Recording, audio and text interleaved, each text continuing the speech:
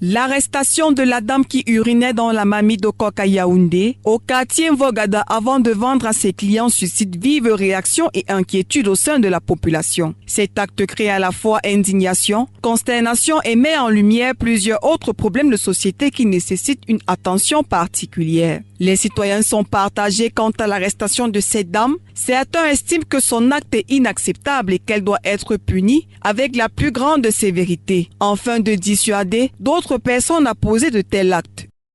Les forces de l'ordre et le maintien ont fait leur travail. Parce que dans une société comme celle-ci, nous sommes toujours habitués à manger dehors. C'est un risque social, seulement pour la santé des individus et pour le bien-être. Vraiment, c'est un sentiment de joie.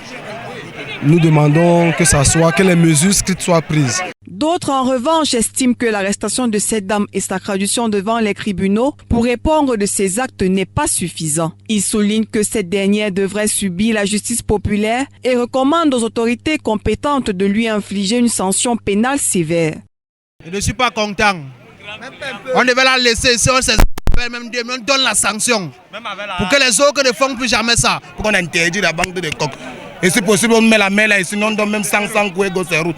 On interdit même les rouges, même. La sorcellerie. Donc on fait 5 minutes avec elle. Là voilà qui part. Donc ça ne sert à rien, on doit nous tuer seulement. Il souligne aussi l'importance de respecter les règles d'hygiène et de sécurité alimentaire. Pardon les mamans qui font les mères pour nous là, changeons nos habitudes. Arrêtons un peu ça, pardon c'est trop.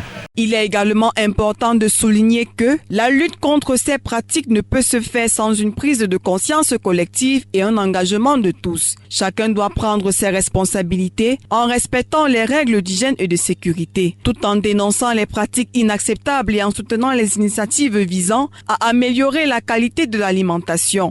Les usagers qui mangent dans ce genre d'endroit doivent s'assurer que les gens qui préparent dans de bons endroits et assistent même parfois où on fait la cuisson. C'est un peu compliqué de dire on va suivre les gens qui préparent à la maison. L'affaire de le coq souillé met en lumière la fragilité et la confiance entre vendeurs et consommateurs. Au-delà des sanctions, il est crucial de promouvoir des valeurs de respect d'hygiène et de responsabilité pour restaurer cette confiance et prévenir de tels actes.